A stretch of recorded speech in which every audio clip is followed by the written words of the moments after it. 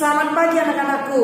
Apa kabar kalian semua? Harapan saya pertemuan kita pagi hari ini kalian semua dalam kondisi yang baik, ya. Nah, pada pertemuan pagi hari ini kita masuk pada pertemuan yang kedua, ya. Pada pertemuan pertama minggu lalu saya ada memberikan video sama kalian. Dan setelah kalian menyaksikan video tersebut, saya minta untuk mengerjakan ada 6 soal yang wajib kalian kerjakan. Dan kalian sudah mempostingnya pada akun Google Classroom kalian masing-masing. Nah, kalian kira-kira penasaran nggak apa sih jawabannya? Nah, ini dia. Saya kasih jawabannya ya. Baik. Nomor 1, peristiwa apa yang baru saja kalian saksikan? Nah, jawabannya adalah perkecambahan atau pertumbuhan biji. Ya, jawabannya adalah perkecambahan atau pertumbuhan biji. Kalau kalian buat perkecambahan, benar. Kalau kalian nggak buat pertumbuhan, kalau kalian hanya menuliskan pertumbuhan biji, juga benar. Ya, oke. Saya yakin dan percaya untuk soal nomor 1 pasti kalian benar semua. Oke. Nah, yang kedua. Apa yang pertama kali tumbuh dari biji kacang tersebut dan ke arah mana pertumbuhannya? Oke, kita jawab. Ya, akar jawabannya. Ya, akar. Kenapa? Akar perlu bertumbuh pertama kali untuk mengambil sumber air. Nah, ketika ada sumber air dan nutrisi yang terdapat di dalam tanah, maka biji tadi bisa bertumbuh membentuk batang dan daun. Nah, pertanyaan pada nomor 2 tersebut ada sambungannya. Menuju ke arah mana? Jawabannya adalah menuju ke arah gravitasi bumi atau ke bawah. Ya, seperti yang saya bilang tadi. Kenapa menuju ke arah gravitasi bumi?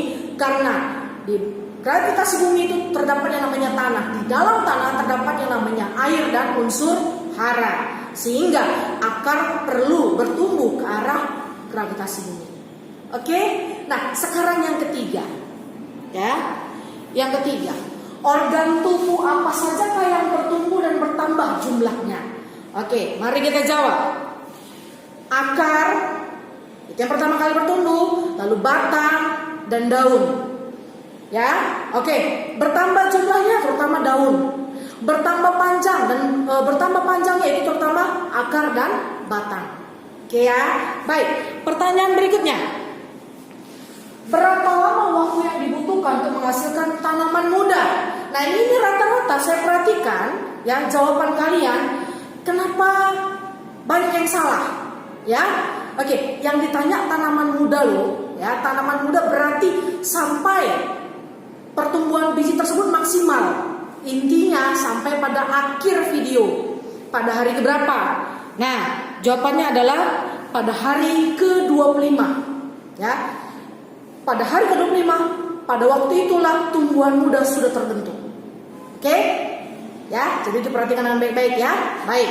Berikutnya.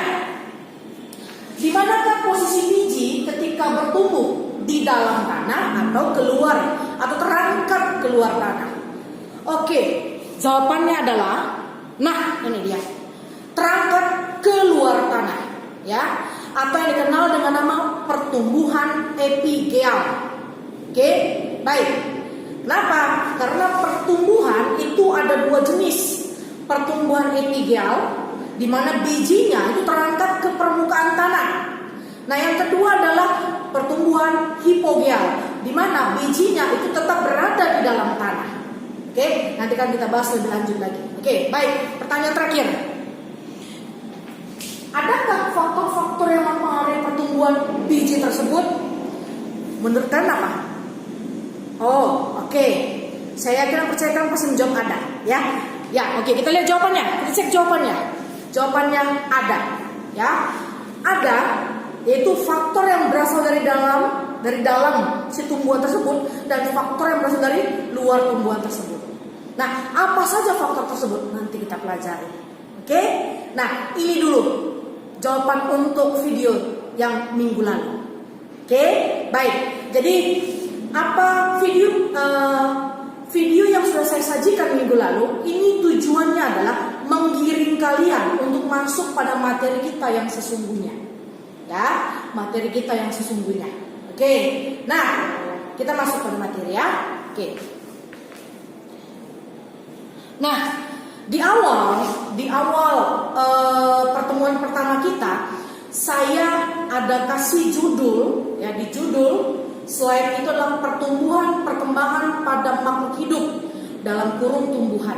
Nah, kenapa dalam kurung tumbuhan? Karena khusus tumbuhan yang kita bahas. Tetapi dalam kenyataannya pertumbuhan perkembangan ini tidak hanya terjadi pada tumbuhan saja, tetapi pada semua makhluk hidup. 5 kerajaan makhluk hidup. Ya. Nah, kelima kerajaan makhluk hidup ini pasti mengalami namanya pertumbuhan perkembangan. Nah, kita harus tahu apa itu pengertian pertumbuhan dan apa itu pengertian perkembangan. Nah, pada saat ini saya akan menjelaskan pengertian pertumbuhan. Ya. Nah, pertumbuhan adalah proses pertambahan ukuran. Berarti dapat dihitung. Kemudian jumlah sel yang menghasilkan pertambahan tinggi. Kemudian diameternya dapat diukur. Ya. Pertambahan tinggi dan diameter yang sifatnya dapat diukur, dan biasanya ini sifatnya tidak dapat balik atau yang dikenal dengan nama irreversible. Ya, sekali lagi, pertumbuhan adalah proses pertambahan ukuran dan jumlah sel sehingga menyebabkan pertambahan tinggi dan diameter, ya, pertambahan tinggi baik di tinggi akar, baik di tinggi batang, ya.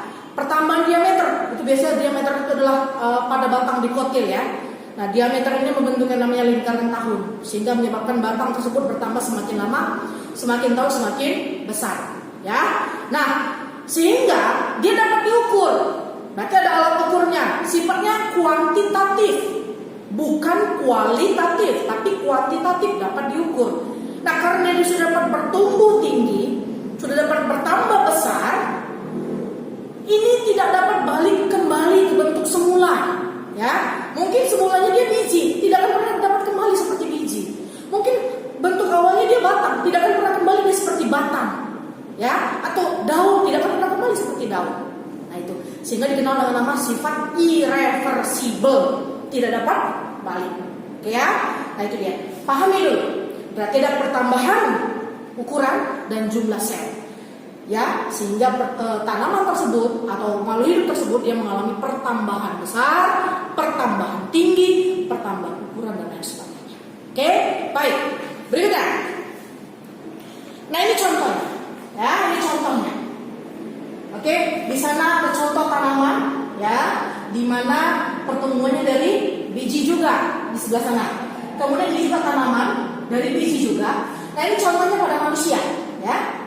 Ya, di sana ada seorang bayi perempuan akan bertumbuh terus menjadi pada akhirnya dia akan menghasilkan ya. Akhirnya dia akan berada pada usia yang dikenal dengan nama manula. Nah, ini adalah ayam, ya. Ayam bermula dari telur ayam.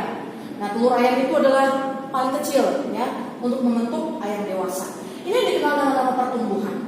Ada waktunya, ya, ada waktunya dan mereka dapat diukur. Dan kenapa? Karena terjadi pertambahan ukuran dan jumlah sel. Sudah, ini contohnya. Baik, berikutnya. Nah, setelah kita tahu apa yang dimaksud dengan pertumbuhan, sekarang kita masuk pengertian perkembangan. Nah, perkembangan ini adalah proses lanjutan dari pertumbuhan. Ya, proses lanjutan dari pertumbuhan. Sehingga perkembangan memiliki pengertian adalah proses menuju kedewasaan. Dewasa, ya. Oke. Nah, jika itu pada tumbuhan ditandai dengan munculnya bunga, ya. Nah, kalau dia terjadi pada hewan dan manusia, biasanya ditandai dengan matangnya alat-alat atau berfungsinya organ-organ atau alat-alat reproduksi. Nah, ketika organ atau alat-alat reproduksi ini sudah berfungsi, tumbuhan tersebut akan bisa menghasilkan individu baru. Ya, itu yang dikenal dengan nama perkembangan. Jadi pertumbuhan awalnya, perkembangan lanjutannya. Jadi ketika tidak ada pertumbuhan, otomatis tidak akan pernah ada perkembangan. Ingat ya, ketika tidak ada pertumbuhan, tidak akan pernah terjadi perkembangan. Sudah? Oke, itu kalian tanamkan dulu. Sudah? Baik. Nah, ini contohnya. Ya, di sana saya kasih contoh tumbuhan. Tumbuhan dimulai dari bibitnya dulu, nah, sampai pada akhirnya dia mengalami yang namanya pertumbuhan dan mengalami perkembangan. Nih, perkembangan, munculnya bunga, ya. Nah, kemudian ini adalah pubertas atau puber, terutama pada manusia. Manusia ketika dia sudah mulai berkembang, tanda-tanda dia sudah mulai berkembang, dia sedang berada pada masa pubertas. Pada waktu kapan itu pubertas? Ya, pada waktu remaja. Usia sekitar 12 sampai 19 tahun. Ya, 12 sampai 19 tahun. Baik dia laki-laki maupun dia perempuan.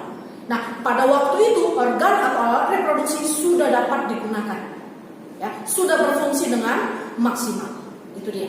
Ya, oke, ini contoh perkembangan. Baik. Selanjutnya, pertumbuhan dimulai sejak terjadinya fertilisasi. Fertilisasi atau dikenal dengan nama pembuahan. Jadi pertumbuhan itu ketika terjadi pertemuan, ya, pertemuan apa? Sel sperma, sel telur. Udah? Pertemuan apa? Pertemuan antara kelamin jantan dan betina. Ya, sehingga muncul yang namanya embrio. Ya, sehingga muncul yang namanya bayi, sehingga muncul yang namanya janin. Ya, kalau pada tumbuhan akan muncul yang namanya embrio yang terdapat dalam biji. Oke, nah berikutnya setelah itu biji akan berkecambah. Nah, perkecambahannya tadi itu yang video yang kemarin yang kalian saksikan itu perkecambahannya. Nah, perkecambahan adalah munculnya plumula. Tadi saya bilang ya, tadi plumula itu calon batang dan radikula itu calon akar. Ya, munculnya radikula atau plumula, munculnya radikula dan plumula atau plumula dan radikula itu sama aja, balik-balik kalimatnya pada biji. Ya, itu yang dikenal dengan nama perkecambahan. Oke, baik, selanjutnya. Nah, ini tahapannya. Ya, mudah-mudahan bisa kalian lihat dengan jelas. Tahap perkembangan pada tumbuhan. Ya, di ujung sana pertumbuhan dan perkembangan pada bakal biji dan bakal buah akan mengalami namanya perkecambahan. Setelah kecambah dia akan jadi masa pendewasaan. Ya, yang dikenal nama perkembangan. Oke, ini tahapannya. Ya, itu yang digambar ini itu menunjukkan apa yang saya jelaskan tadi. Setelah pertumbuhan akan muncul yang namanya perkembangan. Ya, oke. Berikutnya.